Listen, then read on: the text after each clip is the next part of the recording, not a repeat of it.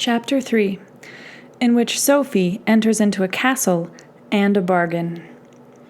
There was a large black door in the black wall facing Sophie, and she made for that, hobbling briskly. The castle was uglier than ever close to. It was far too tall for its height. I think maybe that's supposed to say it was far too tall for its width. And not a very regular shape. As far as Sophie could see in the growing darkness, it was built of huge black blocks like coal, and, like coal, the blocks were all different shapes and sizes. Chill breathed off these blocks as she got closer, but that failed to frighten Sophie at all. She just thought of chairs and firesides and stretched her hand out eagerly to the door. Her hand could not come near it. Some invisible wall stopped her hand for about a foot from the door. Sophie prodded at it with an irritable finger. When that made no difference, she prodded with her stick. The wall seemed to be all over the door from as high as her stick could reach, and then right down to the heather sticking out from under the doorstep. "Open up!" Sophie cackled at it. That made no difference to the wall. "Very well," Sophie said. "I'll find your back door." She hobbled off to the left-hand corner of the castle, that being both nearest and slightly downhill. But she could not get round the corner. The invisible wall stopped her again as soon as she was level with the irregular black cornerstones. At this, Sophie said a word she had learned from Martha that neither old ladies nor young girls are supposed to know, and stumped uphill and anti-clockwise to the castle's right-hand corner. There was no barrier there. She turned that corner and hobbled eagerly toward the second big black door in the middle of that side of the castle. There was a barrier over that door, too. Sophie glowered at it. "I call that very unwelcoming," she said. Black smoke blew down from the battlements in clouds. Sophie coughed. Now she was angry. She was old, frail, chilly, and aching all over. Night was coming on, and the castle just sat and blew smoke at her. "I'll speak to Howl about this," she said, and set off fiercely to the next corner. There was no barrier there. Evidently, you have to go around the castle anti-clockwise, but there, a bit sideways in the next wall, was a third door. This one was much smaller and shabbier. "The back door at last," Sophie said. The castle started to move again as Sophie got near the back door. The ground shook, the wall shuddered and creaked, and the door started to travel away sideways from her. "Oh, no, you don't," Sophie shouted. She ran after the door and hit it violently with her stick. "Open up!" she yelled. The door sprang open inward, still moving away sideways.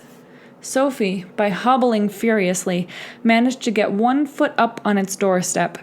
Then she hopped and scrambled and hopped again, while the great black blocks round the door jolted and crunched, and the castle gathered speed over the uneven hillside. Sophie did not wonder the castle had a lopsided look. The marvel was that it did not fall apart on the spot. "What a stupid way to treat a building!" she panted as she threw herself inside it. She had to drop her stick and hang on to the open door in order not to be jolted straight out again. When she began to get her breath, she realized there was a person standing in front of her, holding the door too. He was a head taller than Sophie, but she could see he was the merest child, only a little older than Martha, and he seemed to be trying to shut the door on her and push her out of the warm, lamp-lit, low-beamed room beyond him into the night again. "Don't you have the impudence to shut the door on me, my boy," she said. "I wasn't going to, but you're keeping the door open," he protested. "What do you want?" Sophie looked round at what she could see beyond the boy. There were a number of probably wizardly things hanging from the beams. Strings of onions, bunches of herbs, and bundles of strange roots. There were also definitely wizardly things, like leather books, crooked bottles, and an old, brown, grinning human skull. On the other side of the boy was a fireplace with a small fire burning in the grate. It was a much smaller fire than all the smoke outside suggested, but then this was obviously only a back room in the castle. Much more important to Sophie, this fire had reached the glowing rosy stage with the little blue flames dancing on the logs, and placed beside it in the warmest position was a low chair with a cushion on it. Sophie pushed the boy aside and dived for that chair. "Ah, my fortune," she said, settling herself comfortably in it. It was bliss. The fire warmed her aches, and the chair supported her back, and she knew that if anyone wanted to turn her out now, they were going to have to use extreme and violent magic to do it. The boy shut the door. Then he picked up Sophie's stick and politely leaned it against the chair for her. Sophie realized that there was now no sign at all that the castle was moving across the hillside, not even the ghost of a rumble or the tiniest shaking. How odd. "Tell Wizard Howl," she said to the boy, "that this castle's going to come apart round his ears if it travels much further." "The castle's bespelled to hold together," the boy said, "but I'm afraid Howl's not here just at the moment." This was good news to Sophie. "When will he be back?" she asked a little nervously. "Probably not till tomorrow now," the boy said. "What do you want? Can I help you instead? I'm Howl's apprentice, Michael." This was better news than ever.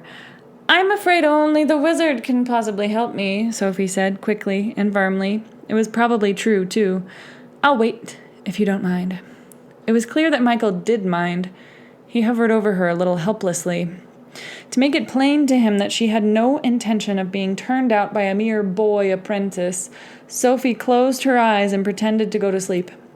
"Tell him the name's Sophie," she murmured.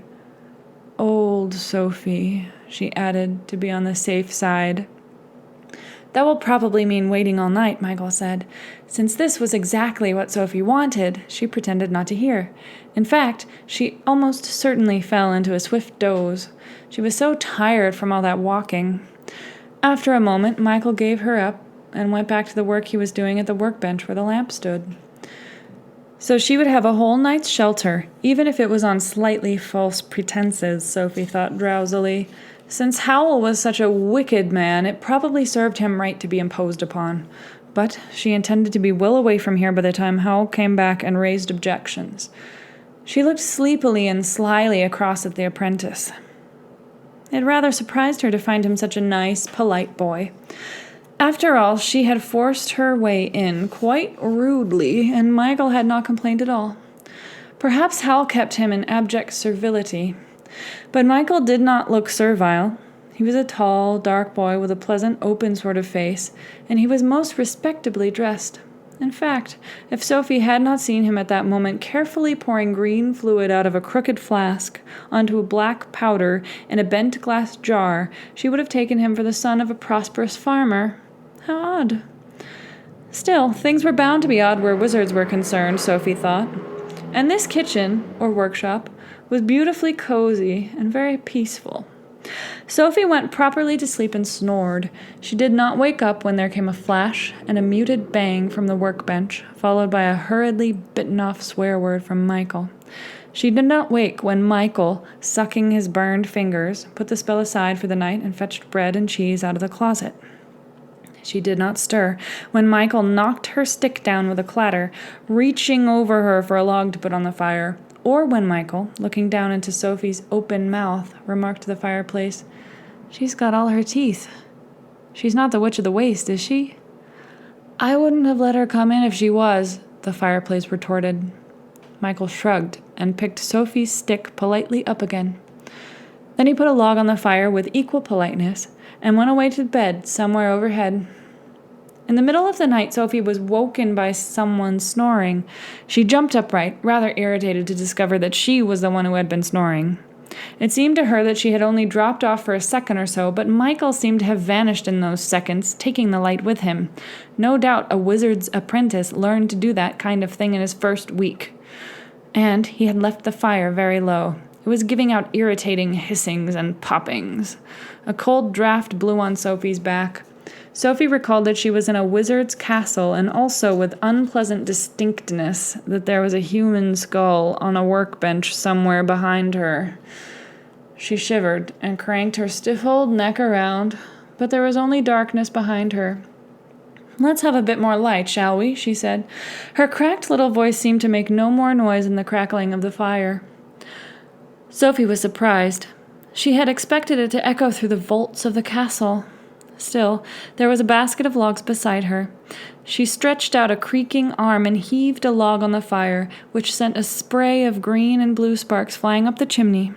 She heaved on a second log and sat back, not without a nervous look or so behind her, where blue-purple light from the fire was dancing over the polished brown bone of the skull. The room was quite small. There was no one in it but Sophie and the skull. "He's got both feet in the grave, and I've only got one," she consoled herself. She turned back to the fire, which was now flaring up into blue and green flames.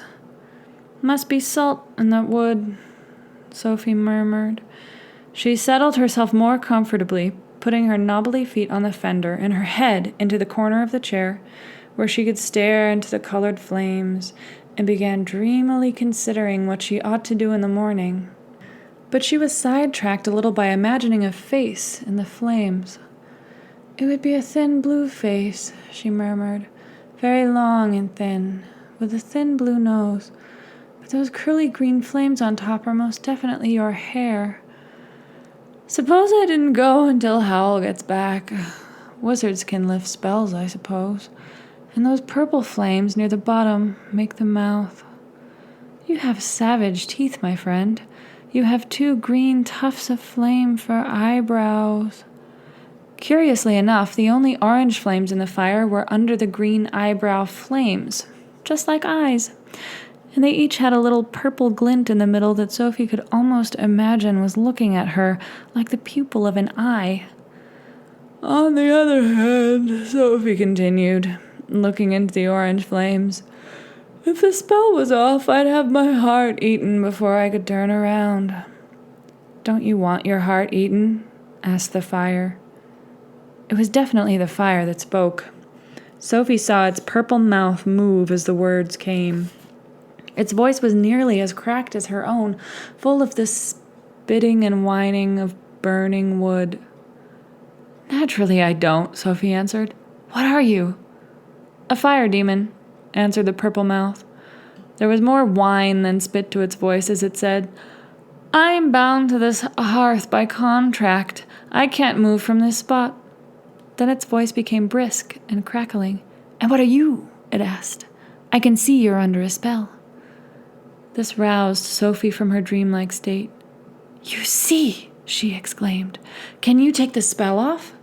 There was a poppling, blazing silence, while the orange eyes in the demon's wavering blue face traveled up and down Sophie. "It's a strong spell," it said at length. "It feels like one of the Witch of the Wastes to me." "It is," said Sophie. "But it seems like more than that," crackled the demon. "I detect 2 layers. And of course you won't be able to tell anyone about it unless they know already." It gazed at Sophie a moment longer. "I shall have to study it," it said. "How long will that take?" Sophie asked. "It may take a while," said the demon, and it added in a soft, persuasive flicker, "How about making a bargain with me? I'll break your spell if you agree to break this contract I'm under." Sophie looked warily at the demon's thin blue face. It had a distinctly cunning look as it made this proposal. Everything she had read showed the extreme danger of making a bargain with a demon. And there was no doubt that this one did look extraordinarily evil. Those long purple teeth. "Are you sure you're being quite honest?" she said. "Not completely," admitted the demon. "But do you want to stay like that till you die? That spell has shortened your life by about 60 years, if I am any judge of such things." This was a nasty thought, and one which Sophie had tried not to think about up to now. It made quite a difference. "This contract you're under," she said. "It's with Wizard Howl, is it?" "Of course," said the demon. Its voice took on a bit of a whine again. "I'm fastened to this hearth, and I can't stir so much as a foot away. I'm forced to do most of the magic round here. I have to maintain the castle and keep it moving and do all the special effects that scare people off as well as anything else Howl wants. Howl's quite heartless, you know." Sophie did not need telling that Howl was heartless. On the other hand, the demon was probably quite as wicked. "Don't you get anything out of this contract at all?" she said. "I wouldn't have entered into it if I didn't," said the demon, flickering sadly. but I wouldn't have done if I'd known what it would be like. I am being exploited." In spite of her caution, Sophie felt a good deal of sympathy for the demon. She thought of herself making hats for Fanny while Fanny went gadding. "All right," she said. "What are the terms of the contract? How do I break it?" An eager, purple grin spread across the demon's blue face. "You agree to a bargain?" "If you agree to break the spell on me," Sophie said, with a brave sense of saying something fatal. "Done!" cried the demon, his long face leaping gleefully up the chimney. "I'll break your spell the very instant you break my contract." "Then tell me how I break your contract," Sophie said. The orange eyes glinted at her and looked away. "I can't. Part of the contract is that neither the wizard nor I can say what the main clause is." Sophie saw that she had been tricked. She opened her mouth to tell the demon that it could sit in the fireplace until doomsday in that case. The demon realized she was going to. "Don't be hasty," it crackled. "You can find out what it is if you watch and listen carefully. I implore you to try. The contract isn't doing either of us any good in the long run, and I do keep my word. The fact that I'm stuck here shows that I keep it." It was in earnest, leaping about on its logs in an agitated way. Sophie again felt a great deal of sympathy. "But if I'm to watch and listen, that means I have to stay here in Howl's castle," she objected. "Only about a month. Remember, I have to study your spell too," the demon pleaded. "But what possible excuse can I give for doing that?" Sophie asked. "Well, we'll think of one. Howl's pretty useless at most things. In fact," the demon said, venomously hissing, "he's too wrapped up in himself to see beyond his nose half the time. We can deceive him, as long as you'll agree to stay." "Very well," Sophie said. "I'll stay. Now find an excuse." She settled herself comfortably in the chair while the demon thought. It thought aloud, in a little crackling, flickering murmur, which reminded Sophie rather of the way she had talked to her stick when she walked here. And it blazed while it thought, with such a glad and powerful roaring that she dozed again. She thought the demon did make a few suggestions. She remembered shaking her head to the notion that she should pretend to be Howl's long-lost great-aunt, and to one or two other ones even more far-fetched, but she did not remember very clearly. The demon at length fell to singing a gentle, flickering little song. It was not in any language Sophie knew, or she thought not, until she distinctly heard the word saucepan in it several times, and it was very sleepy-sounding. Sophie fell into a deep sleep with a slight suspicion that she was being bewitched now, as well as beguiled, but it did not bother her particularly. She would be free of the spell soon.